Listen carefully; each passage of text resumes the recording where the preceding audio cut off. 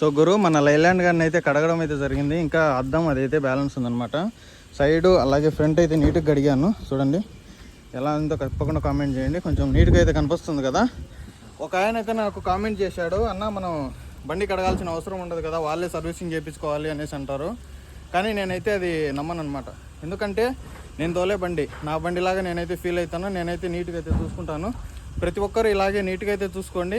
ఎందుకంటే మనం నీట్గా పెట్టుకుంటే మనమే కాబట్టి బండిలో ఉండేది మనకే కొంచెం బాగుండిద్ది అనమాట, హైజీనిక్గా ఉండిద్ది. మనకు బండికి ఎలా బాండింగ్ ఉండాలంటే మన సొంత తమ్ముడిలాగా సొంత అమ్మలాగా అయితే చూసుకోవాలనేది నా ఫీలింగు. నేనైతే అదే విధంగా అయితే చూసుకుంటాను. ఎందుకంటే దీనివల్లే నేను ఈ స్థితిలో అయితే ఉన్నాను. దీని మీదే నేను ఆధారపడి ఉన్నాను కాబట్టి నేను నా బండిలాగా నా ఇంట్లో ఫ్యామిలీ మెంబర్ లాగా అయితే బండిని అయితే చూసుకుంటాను. ప్రతి ఒక్కరు కూడా ఇదే విధంగా చూసుకోండి. అందుకోసమని చెప్తున్నాను అనమాట. కొందరైతే కామెంట్ చేశారన్నమాట, అందుకోసమే చెప్తున్నాను బండి మనం కడగాల్సిన అవసరం లేదని. ఎందుకంటే గురు మనం బండిలో ఉంటాం కాబట్టి మనమే నీట్గా పెట్టుకోవాలి. మనకు ఈ బండి ఉండడం వల్లే మనకు 10 రూపాయలు సంపాదించుకోగలుగుతున్నాం, 4,000 నోట్లోకి వెళ్తున్నాయి. అంతేగాని వేరే ఉద్దేశం అయితే ఏం లేదు. అందుకోసమని నీట్గా అయితే కడిగాను అనమాట.